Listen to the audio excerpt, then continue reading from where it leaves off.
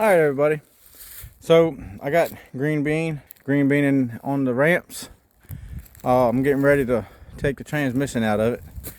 So, it's got the Powerglide in it. I think y'all should be aware of that. And yeah, you see, I turned the ramps kind of backwards of each other, front and back. That way, it would hopefully control any rolling. I'm gonna put the emergency brake on too. But I'm gonna get up under. I gotta adjust the emergency brake because when I tore the rear end out of it and it was locked up, I couldn't get in it. I ended up having to adjust the emergency. Oops, sorry, I hit the wrong button. Anyway, I had to adjust the emergency brakes way down in order to get everything loose off of the system, the brake pads and brake shoes and all in the back. So I don't think I adjusted them back up. So I got to adjust the brakes back up, the emergency brakes back up. I can lock it down at that point, but I'm going to do that before I do anything else.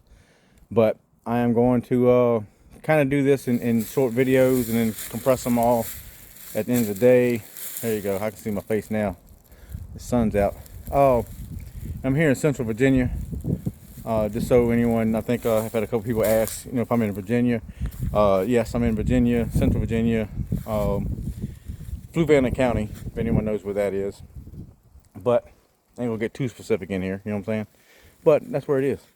Anyway, so truck's in the air. My plan is to get the transmission out today. If I do it quick enough, maybe I'll get the other one bolted in, which I think is I need to do. I need to at least bolt the other one in because I need to take a measurement for the drive shaft. And I got someone I'm gonna contact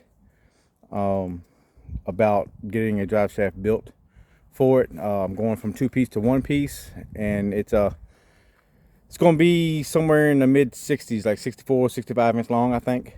And with that length, it has to be a decent drive shaft to be 1-piece and that long. But I think that's going to be the way to go, and that's what I'm going to do. So hopefully it will reduce some drag, because that center bearing is my thoughts. Maybe reduce the drag in it and free up a little bit of power or torque or whatever you want to say. It should free up a little bit, maybe give me a little bit of time on the track. Who knows. Not too worried about that aspect of it. It's just I'm not a fan of that center bearing. It's funny, I think Farm Truck runs one in his. He has a 2-piece in his truck on Street Outlaws, if I'm not mistaken. But I'm sure his is a pretty heavy duty deal. But mine is still the factory drive shaft, factory center bearing that comes in the S10. I put a new center bearing in it, and it's kind of funny when that new center bearing went in, because the other one had some play in it, a pretty good amount of play. The center part where the drive shaft thing passed through, it was free. It could move back and forth. It wasn't connected anymore to the outer part, which, if you know anything about them, there's like some rubber connections on it that keeps it from moving back and forth. But mine wasn't. Mine was broke. So I put a new one in it. When I put the new one in it, the vibration showed up more. So I'm gonna do away with that. But I have a drive shaft safety loop in the front. I think I'm gonna put one in the back too. I have had the drive shaft come out of it when the rear end locked up. It hit the gas tank that's in it, and it dented the gas tank, but it wasn't enough to rupture the gas tank. I have a fuel cell. I have it over here up under my carport to put in. And I think what I'm going to do is, for now, I'm going to use, we got limbs falling around here. I'm going to use the factory tank for the racing fuel, and use the factory pump, which is not a factory pump. It's supposed to put out a little more power than the factory one, but it's come from Advance Auto. It's just one that everyone says, I got a lot more pressure than factory and all that, but it's a factory replacement. Delphi, whatever. But anyway, I'm going to use that with the racing fuel and to support the nitrous when I do nitrous. And I got another cell to put in the back that I think it's a 15-gallon cell to go in the back, that I'm going to buy another pump, better pump. I'm trying to figure out how to do this.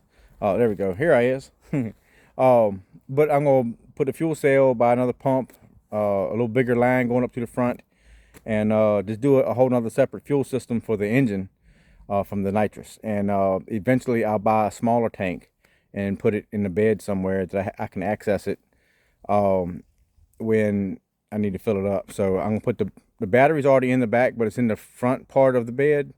I'm gonna move it to the back rear corner, right side corner, passenger side, and I think I'm gonna do my my nitrous fuel tank on the left side of the fuel cell. So eventually, but right now I'm gonna use the factory one. That's gonna be the least expensive way to do it. So the only thing is, it sucks about it. I wish I could make it smaller. I would keep it under there if I could make it smaller, but you can't because of the mount. I can make my own mountain brackets, I guess. But either way, I'd have to cut the tank down, and I'll just buy another small tank and mount it in the bed, and it should be access. See, what I'm looking at doing is battery over here, fuel cell here, small fuel cell over there, for the nitrous. That would be over here. So that's what I'm looking at doing. But to see, the battery's up there already. I'm gonna move it back to here, and I have a bumper. If you didn't notice,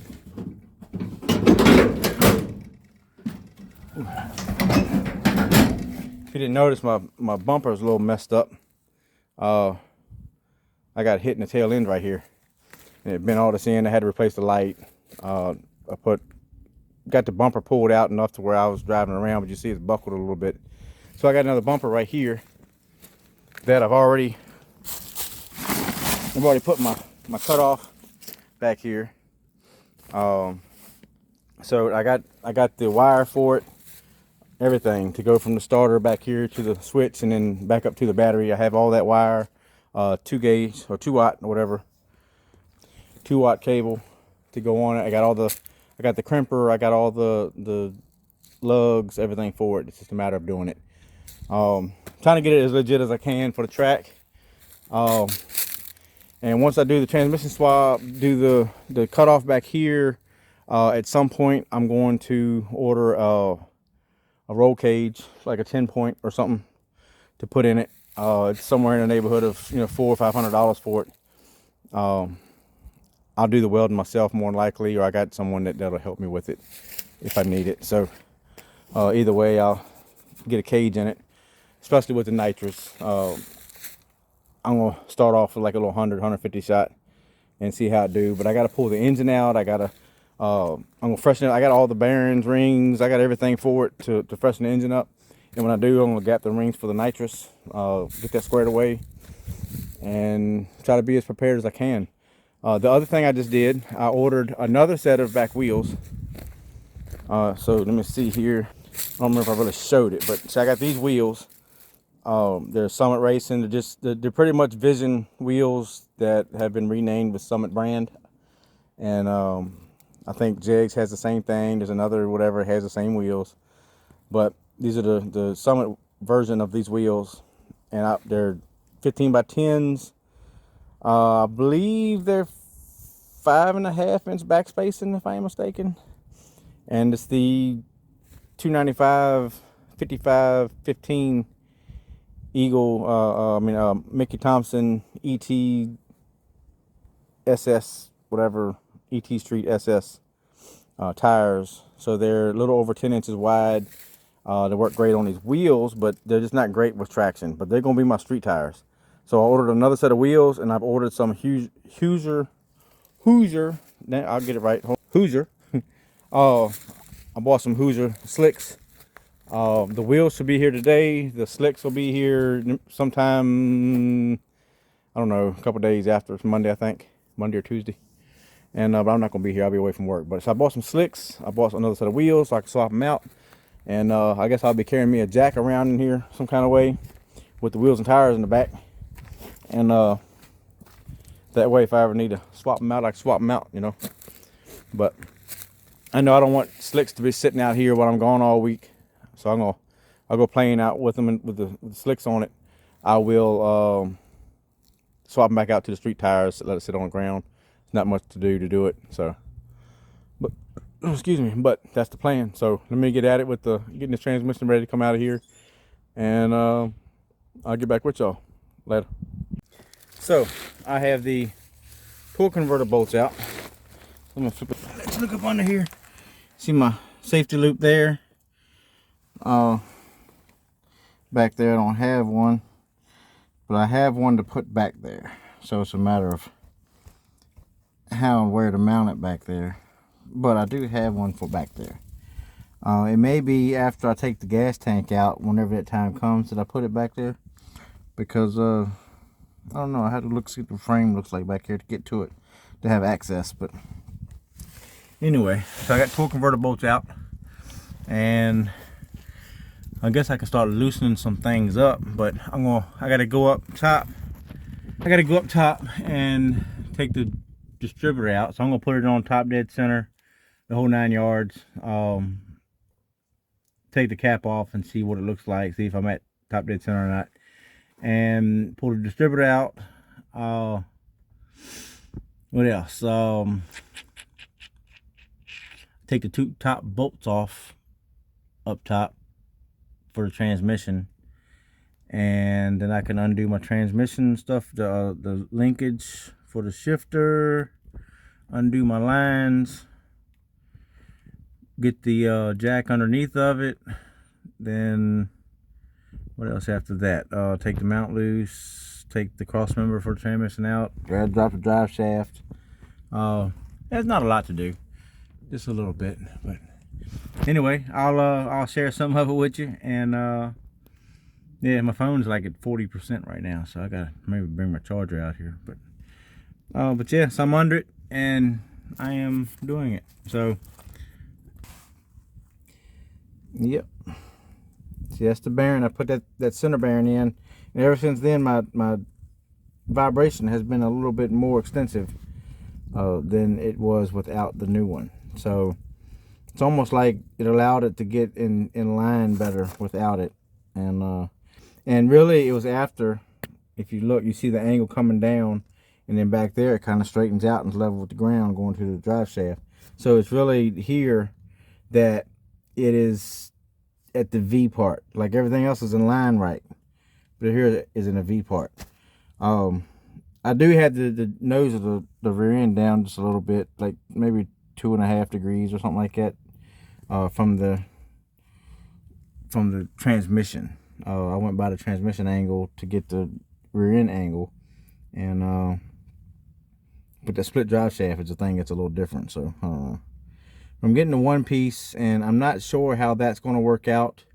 I may drop the tail shaft of the transmission down a little bit, because either that or I might have to beat my floor in on the back here in the back. So you see right here,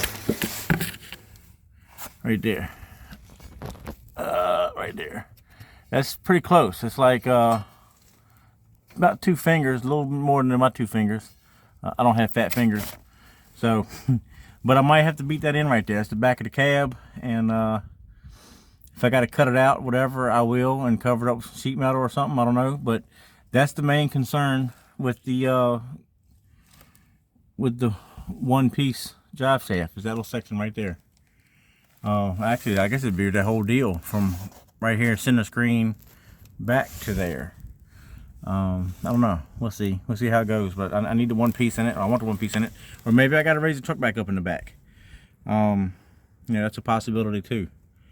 So I don't know. We'll see how it goes. I'll keep y'all posted as how this happens. So anyway, y'all be good, and I will see y'all in a little bit again.